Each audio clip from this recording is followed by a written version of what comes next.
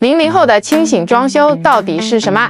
地面是可以没有卫生死角的，墙壁之间是可以不要踢脚线的，卫生间是可以干爽不发霉的，全屋是可以只用一种材料刷的。我家墙顶壁都是用的微水泥通铺，地面用8块钱1块的工程砖打底，墙面用腻子找平，微水泥可以直接覆盖，厚度只有3到4毫米，不影响层高，也不需再买除霉剂和清洁剂了。微水泥是水性无机材料，根本不是霉菌生长的环境，污渍轻轻一擦就干净了，真是极简风的天选装修材料。